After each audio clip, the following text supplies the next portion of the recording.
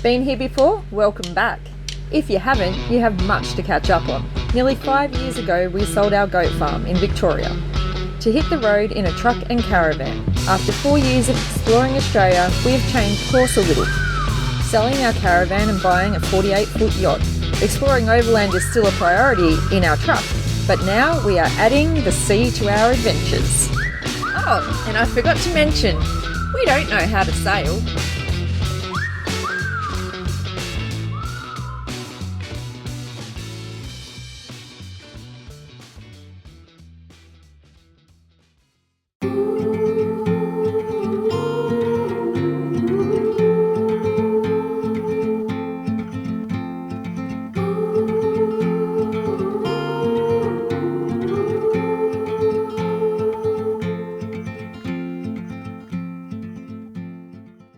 Hello.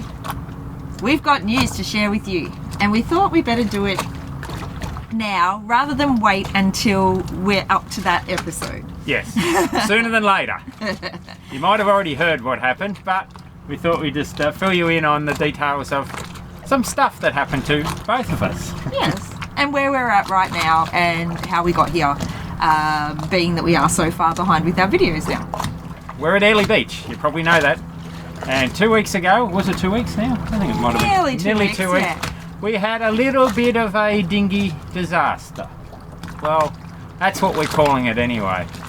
Some might call it a dumbass dinghy disaster, which I'd probably call it that too, but anyway. Probably that too, yes. But we went out, it's basically sundowners at the yacht club. When we returned back to the dinghy, walking along the little pontoon that's supplied there at the yacht club, Carl decided to put on a show.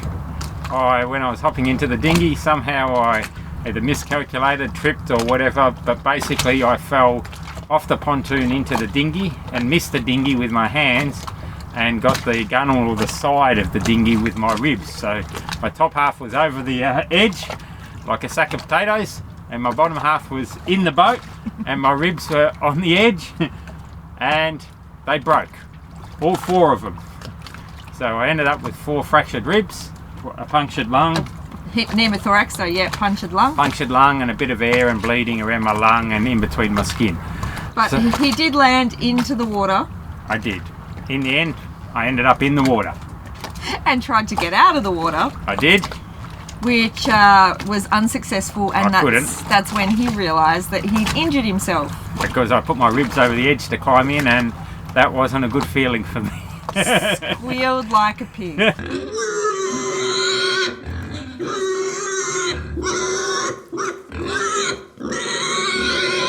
So in all the haste, Catherine jumped in the dinghy to help me, and guess what? Did the same thing. Tripped over, went head first into the seat, busted up her nose, got 2 black eyes, and who knows, maybe a fractured, we've just got to check that now, a fractured, what do you call it? Orbital bone. So I orbital. didn't break my nose, but yes, I'm pretty sure that this is fractured. I had scans yesterday, and we'll see. Yeah, the doctor's pretty positive. So we're the dumbass duo. So as a result of that, I've been on light duties for the last week and a half. So they actually flew me to Townsville Hospital from here. From Proserpine. They didn't have enough expertise to do the... They thought they were going to have to put a hole in his chest wall. Rib puncher to let the air and blood out. So they elected, or Townsville elected to fly me up there, so they chopped me up there. And I was up there for 4 days probably, something like that. Yeah, I think it was 4 days. Whatever it was. But after the second day or third day, I was feeling not as bad. Yeah. But still couldn't do anything, cough, get out of bed or anything else, by the way. Yeah. So I've only just moved up to moving around status and almost can get out of bed normal. But back on the night that everything happened, thank you to Ozone, the fella who pulled Carl out of the water onto his tender. I don't know where he came from. I reckon he dragged me by my hair, that's why I got no hair left. But he fished Carl out of the water, got him to the bank. Got me to shore and so on. We weren't far from shore, but still I had to get to shore. Yes, so, yeah. yes. Hospitals down here have been amazing. The Ambos, the Proserpine Hospital and the Townsville Hospital have been amazing. Yes. Flying doctors that flew me up there to help them out a little bit. We've entered in a, I don't know, what is it called? It's a challenge. It's a ocean to outback walking virtual challenge. So that happens in October.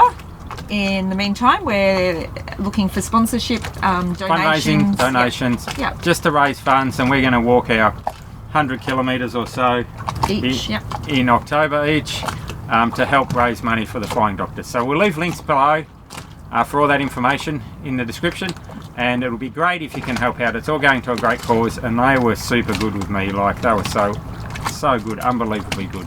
They're All of them. fantastic. And So- you think about all of us that are out here adventuring, whether it be on the water or on the land, we just expect them to be there, but sometimes they can't be because the funding's just not there. So Yeah. get in and donate. So we're going to try and do our bit for them. Yep. So anyway, that's a quick update. We're at Airlie Beach still. We had planned to be leaving by now, but of course now I really can't put sails up and down. That's the yacht club where we leave our dinghy when we go ashore, and just to the right of that is the main Airlie Beach.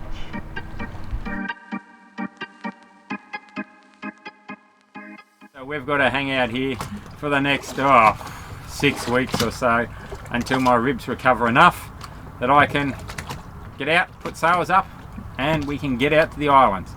So meanwhile, of course, we're enjoying ourselves, swimming when it's warm enough, and fixing stuff just like normal. Yeah. So Alice has been gone for 2 months. We've been living aboard here since she left On anchor, on anchor and just enjoying the Airlie Beach. Yeah, so we've done a number of islands with Alice, so you'll see those episodes coming up. And yeah, With Alice and a friend Talia. yeah, And our plan is to head back out to the islands and do some more. should be good. We're looking very forward to it. And, Hope everyone's well, yeah. and Cheers! we'll see you later. A little bit slower, but later.